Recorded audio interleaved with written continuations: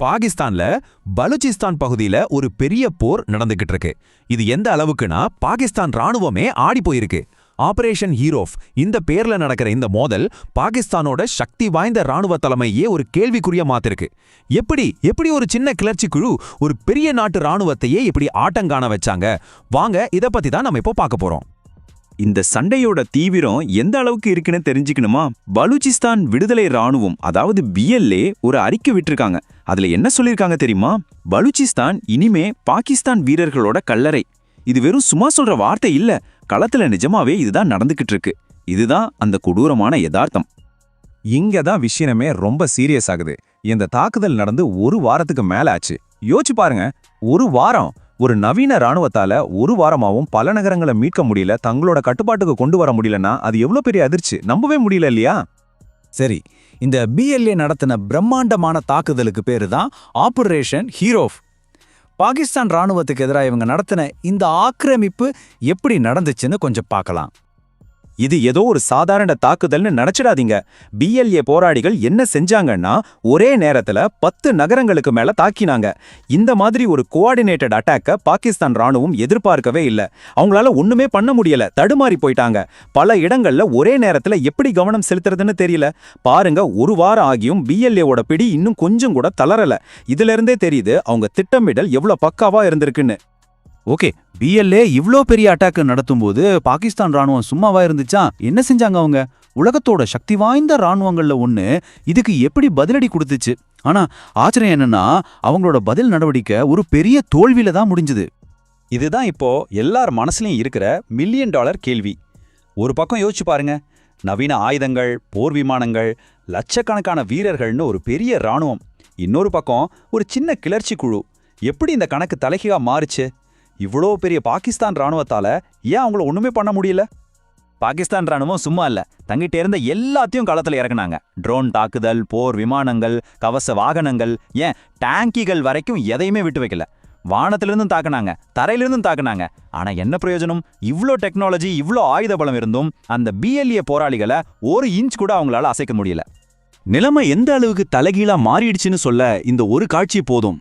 ஒரு நாட்டு ராணுவம் தங்களோட சொந்த ஊர் தெருக்கல்லையே டேங்கிகளுக்குள்ள ஒளிஞ்சுக்கிட்டு ரோந்து போறாங்க. எதுக்கு? BLA போராளிகள் தாக்கிடுவாங்கன்னு பயந்து தங்களை காப்பாத்திக்கிறதுக்காக. இது வெறும் போர் தந்திர தோல்வி மட்டும் இல்ல, இது ஒரு பெரிய அவமானம்.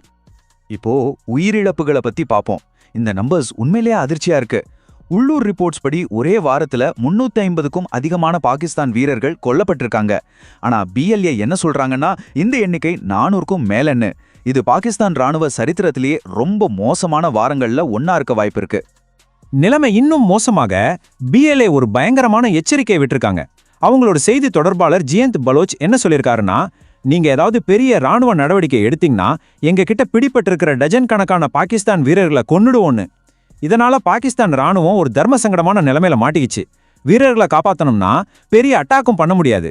மொத்தத்துல ஒரு முழுமையான செக்மேட் மாதிரி நிலைமை.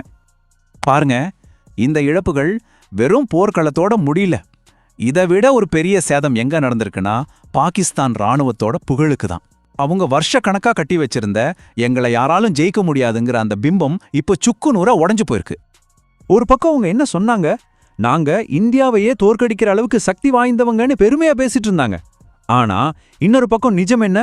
ஒரு சின்ன போராளிகள் குழு பல நகரங்களை பிடிச்சு ஒரு வாரமா கட்டுப்பாட்டுல வச்சிருக்காங்க. இந்த ரெண்டுக்கும் இருக்கிற வித்தியாசம் பாத்தீங்களா? இதுதான் அவங்க கட்டின மொத்த பிம்பத்தையும் உடைச்சு போட்டுடுச்சு. ராணுவ தலைமைக்கு வீரர்கள் செத்து போறதோ இல்ல ஆயுதங்களை இழக்கிறதோ கூட பெரிய விஷயமா தெரியல. அவங்களுக்கு உண்மையிலேயே பயத்தை கொடுக்கறது இந்த உளவியல் தோல்விதான். ஏன்னா அவங்களோட மொத்த அதிகாரமும் மக்கள் மத்தியில அவங்க உருவாக்கி வச்சிருந்த ஒரு பயம், ஒரு மரியாதை மேலதான் இருந்துச்சு. இப்போ அந்த இமேஜ் உடையறப்போ அவங்களோட கட்டுப்பாடும் தளர ஆரம்பிக்குது. பாகிஸ்தான் மக்களே இப்போ தங்களோட ராணுவத்தோட பலவீனத்தை கண்ணால பார்க்க ஆரம்பிச்சிட்டாங்க. பொதுவா ஒரு ராணுவம் போர்க்களத்துல தோத்து போனா அதோட பழி நேரா தளபதி மேலதான் விழும். அதே மாதிரி தான் இப்போ பாகிஸ்தான் ராணுவ தளபதி ஆசிம் முனீர் மேல அழுத்தம் அதிகமாகிக்கிட்டே போகுது. இந்த எல்லா தோல்விக்கும் அவருதான் காரணம்னு அங்கங்க பேச்சுகள் கிளம்ப ஆரம்பிச்சிருச்சு. பாகிஸ்தானுக்குள்ளேயே விமர்சகர்கள் ஆசிம் முனீரோட தோல்வி லிஸ்ட போட ஆரம்பிச்சிட்டாங்க. ஆபரேஷன் சிந்தூரின்னு இந்தியா தாக்குனப்போ தடுக்க முடியல, டிடிபி பலோச் கிளர்ச்சியாளர்கள்னு யாருடைய தாக்குதலையும் கட்டுப்படுத்த முடியல, மாசம் ஏகப்பட்ட வீரர்கள் இறந்து போறாங்க. இப்படி எல்லா பக்கமும் அவர் ஃபெயிலியர்னு கடுமையான விமர்சனங்கள் வர ஆரம்பிச்சிருக்கு. ஆனா இந்த அதிருப்தி வெறும் பொதுமக்களோட நிக்க போறதில்ல. பாகிஸ்தான் ராணுவத்தோட வரலாற்றை எடுத்து பாத்தீங்கன்னா, இந்த மாதிரி நெருக்கடி வரும்போதெல்லாம் அது ஒரு ஆபத்தான கட்டத்துக்கு போகும். அது என்னன்னா, ராணுவத்துக்குள்ளேயே நடக்க போற அதிகார போட்டி. இது கடைசியில ஒரு ராணுவ புரட்சியில கூட முடியலாம். ஏன் அப்படி நடக்குதுன்னா, பாகிஸ்தான் ராணுவத்துல ப்ரொமோஷனுங்கிறது சும்மா ஒரு புது ஸ்டார் வாங்குறது இல்ல. அது ஒரு தங்கச் சுரங்கம் மாதிரி. பெரிய பதவிக்கு போனா நிறைய நிலம், நிறைய பணம், எல்லையில்லாத அதிகாரம்னு எல்லாம் கிடைக்கும். இந்த சிஸ்டம் ராணுவ அதிகாரிகள் மத்தியிலே ஒரு பெரிய போட்டியை உருவாக்குது. அடுத்த இடத்துக்கு போக அவங்க என்ன வேணாலும் பண்ணுவாங்க. இங்க தான் அந்த ராணுவ புரட்சிக்கான விதையே விதைக்கப்படுது. இது பாகிஸ்தான் ராணுவத்துல திரும்ப திரும்ப நடக்கிற ஒரு நாடகம். உதாரணத்துக்கு ஜியாவுல் ஹக் காலத்தை எடுத்துக்கோங்க. ஒரு தலைவர் ரொம்ப நாள் பதவியிலே இருந்தா அவருக்கு கீழே இருக்கிற தளபதிகள் பொறுமை இழந்து போவாங்க. ஏன்னா அவங்களோட ப்ரொமோஷன் நின்னு போகும் இல்லையா? அப்போ என்ன பண்ணுவாங்க? அவங்க எல்லாரும் ஒன்னு சேர்ந்து அந்த தலைவரை தூக்கிட்டு தங்களுக்கு வழியை உண்டாக்குவாங்க. இதுதான் அங்க நடக்கிறது. அதனால இப்போ ஆசிம் முனீரோட நாற்காலி ஆடிக்கிட்டு இருக்கு. பலூச்சிஸ்தான்ல கிடைச்ச இந்த தோல்வி பாகிஸ்தானோட ராணுவ தலைமையே மாத்தி அமைக்கலாம். இப்போ பாகிஸ்தான்ல எல்லாரும் கேட்கிற ஒரே கேள்வி, ஆசிம் முனீருக்கு அப்புறம் யாரு? இந்த கேள்விக்கான பதில்தான் ஒரு அணு ஆயுத நாட்டோட எதிர்காலத்தையே தீர்மானிக்கப் போகுது.